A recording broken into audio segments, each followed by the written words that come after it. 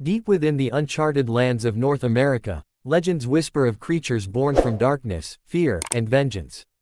These are not mere beasts, they are guardians, punishers, and spirits that once roamed the lands of the native tribes. Every region had its own stories, of eyes that glowed like fire, claws that shredded mountains, and voices that lured men to their doom. Chapter 4 takes us deeper than ever before, into the heart of Native American mythology, where the boundary between the living and the spirit realm fades away. The water demon of the lakes. In the Pacific Northwest, the Chinook and other tribes spoke of Amhuluk, the terrifying water demon who ruled over lakes and swamps. It was said to have 3 horns and eyes that shimmered like moonlight on water. Amhuluk's rage was unleashed whenever humans entered its territory, dragging intruders into the depths, never to surface again. Tribal elders warned that its cry echoed before a storm, signaling death to anyone near the water's edge. The Owl Woman Monster. Among the Yakima people, the Ta-Ta-Klee, Aw was the most feared of all, a creature part woman, part owl, with eyes that burned red in the night. She lived in the mountains, descending only to snatch away disobedient children or those who wandered too far. The legends said she collected bones, weaving them into nests of sorrow. The hooting of an owl at midnight was believed to be her warning, a call that death was near. The stiff-legged bear. The stiff-legged bear, or Yak-Te-Ka, was described by the Sioux as a bear so massive its legs could not bend. It crushed forests as it walked, devouring everything in its path. Some say it was a curse given life, a symbol of man's greed and destruction. Arrows and spears could not pierce its hide, fire could not burn it. Only one who carried the blessing of the Great Spirit could confront this creature and survive. The devourer of men. The Piasa bird, from the Illini people, was painted on cliffs above the Mississippi River, a monstrous winged creature with the body of a dragon, the face of a man, and the tail of a serpent. Its legend speaks of a time when it terrorized entire villages, devouring warriors and leaving only bones behind.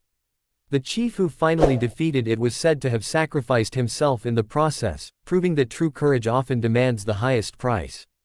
The hunger of the North. In the icy forests of the Algonquian tribes, one legend stands above all others, the Wendigo.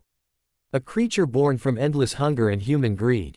Once a man, now a spirit of cannibalism and frost.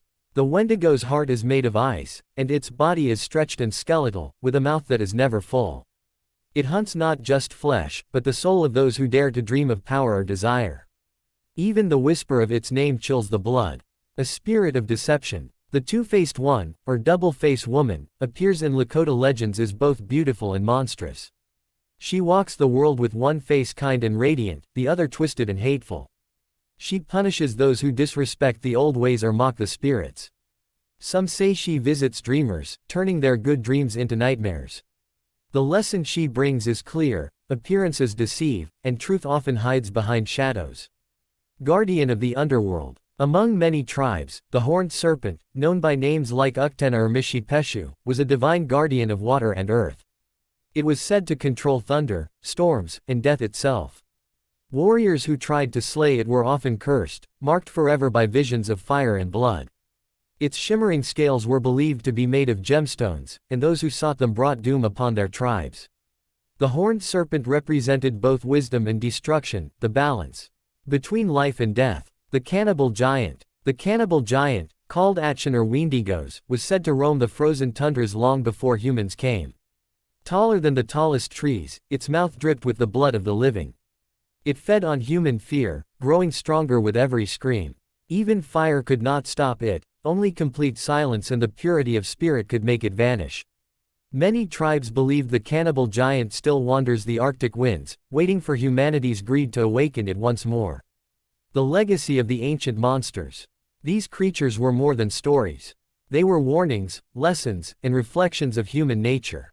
They spoke of balance, between respect and arrogance, life and death, man and nature. Every monster carried a message that survives to this day. As we uncover these tales, we must remember, the land still remembers. The forests still whisper. And sometimes, the ancient spirits still awaken when their stories are told aloud.